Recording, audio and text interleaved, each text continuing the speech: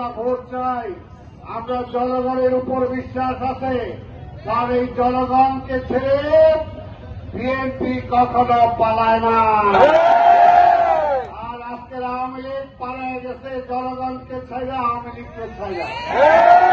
আর টাকার মান কমতেছে, জিনিসপত্রের দাম বাড়তেছে, নতুন কোন ইন্ডাস্ট্রি হচ্ছে না।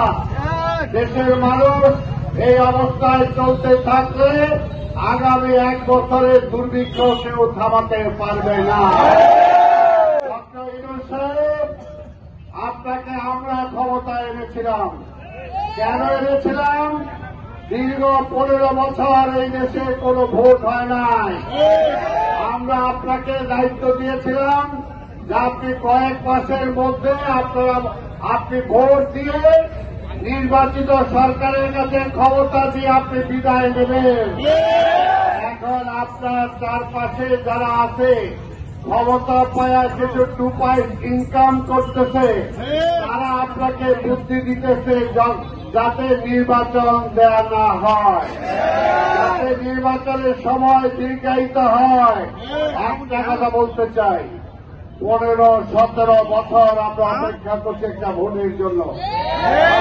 অনেক তরুণ আছে যারা ভোটার হওয়ার পর এখনো ভোট দিতে পারে নাই।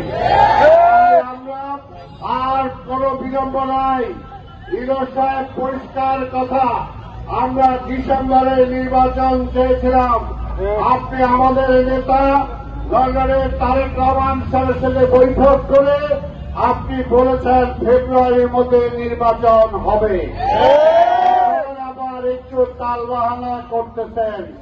এখনো তো আমরা অন্য কোনো কথা বলি নাই, এখনো আঙ্গুল সোজাই রাখছে।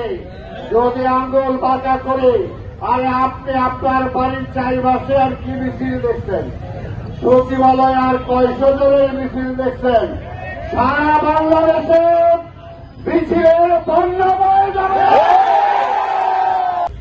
মনে করে উপদেষ্টা থেকে আগামী দিনে নির্বাচনে অংশগ্রহণ করব, তাদেরকে বলি এখনো সাবধান হয়ে যান। নির্বাচনের শিডিউল ঘোষণার পরে যেমন পদত্যাগপত্র গ্রহণযোগ্য হবে না, আর নির্বাচনও ভোট করতে দেওয়া হবে না।